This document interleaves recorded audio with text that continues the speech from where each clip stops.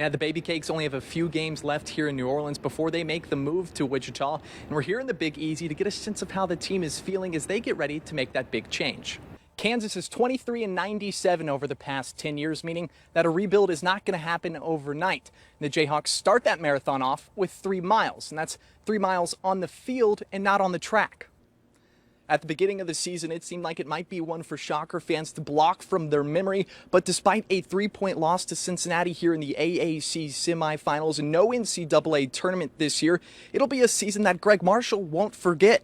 Yes, before tonight, the last time the Kansas City Chiefs beat a team here at home in the playoffs was in 1994. And back then, the quarterback was Joe Montana. The Chiefs can now put all that heartbreak and talk of curses behind them after a dominant 31-13 win over the Colts tonight. Next week, the Baby Cakes will play in their last ever home game before they make that move to Wichita. And over the years, they've had different team names, countless athletes come through the clubhouse, and different managers lead the team. But one thing has stayed the same. 8 teams made their way to the Wichita Regional, and after tonight, there are only 4 left. K-State's alumni team, Purple and Black, they were trying to punch their ticket to the semifinals of the regionals. But first, they had to get past a very tough Colorado team. In just a little bit, this parking lot will turn into a school spirit oasis. The 9th annual Mel Hambleton Ford Tailgate Party is already the biggest one yet. They have 20 high schools from around the area sending a combination of their spirit squads, cheerleaders, and marching bands here tonight. In my world, there are 2 types of bears. The cartoon bears, who are lovable and sleepy, all wrapped into one, and then real-life bears, which tend to be thought of as big and ferocious. Wichita State freshman Isaiah Poor Bear Chandler is still figuring out how to be the latter. One of the biggest selling points of AAA baseball is that you get to see the next wave of big stars. Right now, the Miami Marlins have 6 players on the top 100 MLB prospect lists, and 3 of them have played in New Orleans this year. Austin Dean isn't on that list, but he's someone baseball fans in Wichita should watch out for. It can't be understated what Bill Snyder means to this community and university. You take Coach Bill Snyder Highway to get to Bill Snyder Family Stadium, and when you get it here, you wait in line and there's a statue of Bill Snyder. When he was hired 30 years ago, K-State was one of the worst programs in the nation. It's pretty crazy to think that thousands and thousands of fans made their way out to Charles Koch Arena tonight, but it's a perfect storm for the Wichita Regional of the TBT. 3 Kansas teams represented here in Wichita: Aftershocks, Purple and Black, and Self-Made, and we'll get into all that in a little bit.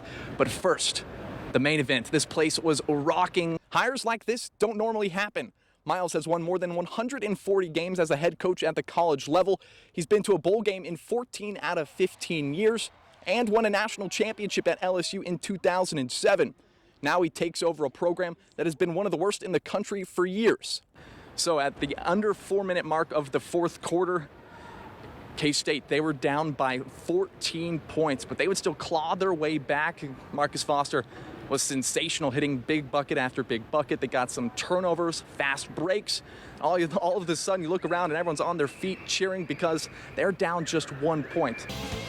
The first day of the DBT Wichita Regional did not disappoint. We had a big upset with Self-Made losing to Sideline Cancer, and more than 7,000 people were here to cheer on the hometown team Aftershocks get a big win as well. Kleiman is now known for replacing the beloved Bill Snyder, but it's because of Snyder that Kleiman is in a good spot to be remembered for much more than who he followed. Reporting from Manhattan, Chris Lilly, Cake Sports. Middle school is a period of time in one's life when you really get to find and explore what makes you happy, whether it be by immersing yourself in different activities or trying out new sports. Through all of that, there's important friendships and lessons to be learned, but there's a local middle school track team giving us a lesson on inclusion. Picture day for the St. Elizabeth and Seton Middle School track team is nothing out of the ordinary. Dozens of kids ready to get it over with so they can practice with their friends. It might be small, but James Rollater and Micah Campbell's families didn't think they'd get moments like this. A dream come true for his dad and I. His joy is just being with everybody and being a part of the group. This is the first time Rollater and Campbell have raced alongside their classmates. Normally, they're only in competitions for people with disabilities. Let's do it! I thought that was just what he was going to be in, and that would be it. But now that it's been opened up to him for school, it's been great. Campbell was born with spina bifida, a birth defect that occurs when the spine and spinal cord don't form properly. He can walk, but when it comes to sports, he has to use a wheelchair to preserve his joints. I started track when I was about 4. I like everything. Rollator has Down syndrome. He loves running the 100 and throwing shot put. That's it far. To see them be included, to see them be a part of a community and to be loved and cared about. People cheer on James.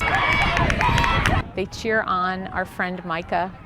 And to see that and see that love of them is probably my most favorite thing. The C's track team allows Campbell and Rollator to show the world they are just like every other athlete at the starting line. The hope is that other schools can see this and follow in their steps and wheels. I think it'd be wonderful for the other kids from other schools to see this and know that it's not necessarily about what you can't do, but it's what you can do. Next week, the Baby Cakes will play in their last ever home game before they make that move to Wichita. And over the years, they've had different team names, countless athletes come through the clubhouse, and different managers lead the team. But one thing has stayed the same. Baseball stadiums are sanctuaries that preserve our nation's pastime. And I really enjoyed it. Like, I remember playing Little League Baseball and playing in the outfield sometimes and be thinking to myself, like, broadcasting the game as I'd be talking to myself. And it's in this room where Tim Grubbs is at home. We played a half inning, Omaha nothing, and the Cakes coming to bat. Grubbs has been the voice of the New Orleans AAA baseball team for 18 years, and that won't change. He, too, is making Wichita his home. I thought I was, 2 or 3 years in New Orleans and I'll be off to the big leagues and be living in St. Louis or living, somewhere else. But, over time, I've really enjoyed the culture and the food. The people of Wichita have already made a good impression by talking baseball, a language Grubbs is fluent in. Just going to dinner at different restaurants downtown or Old Town, and I'd have Marlins shirt on or I'd have a New Orleans shirt on. Different waiters would ask questions, and they were asking like in-depth questions about our farm system. Like, I had to answer a question about Sixto Sanchez in February because we had just acquired him in a trade from the Phillies, and I still haven't seen him. It's August. I still don't know. I mean, I know about him, but there's definitely an excitement. In talking with Grubbs afterwards, he says that, a lot of times people look down on AAA baseball, but that shouldn't be the case because they play at a very high level, and that's something we can expect in Wichita come next season. Live from New Orleans, Chris Lilly, Cake Sports.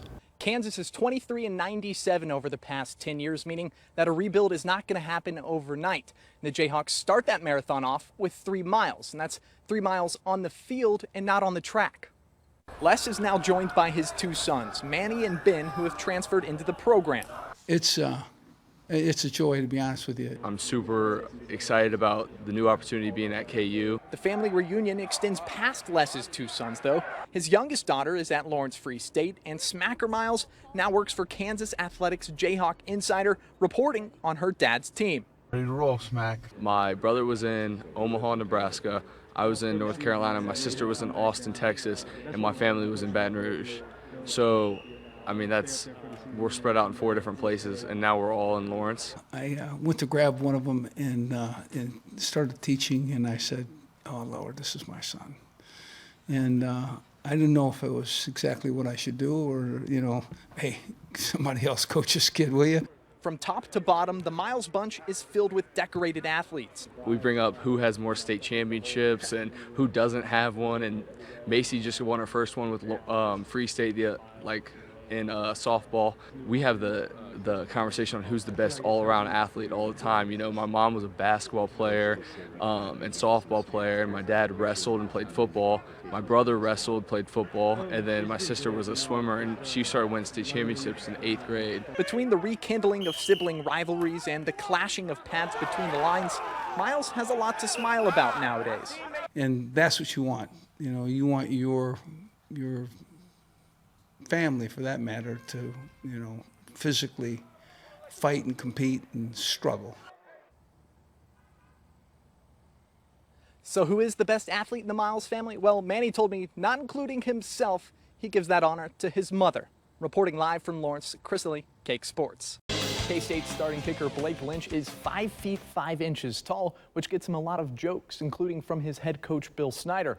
While Lynch is short, the Eisenhower grad has proven he's got a big leg. You know, and the little guy, you know, the super midget, hit the ball awfully well. It's easy for Lynch to get lost in all of the action of a football game. In the Power 5 conferences, Lynch is the shortest kicker, and he's one of just 6 football players listed at 5'5". There's no one smaller. Lynch's kick is good. Maybe we're trying to pump him up a little bit.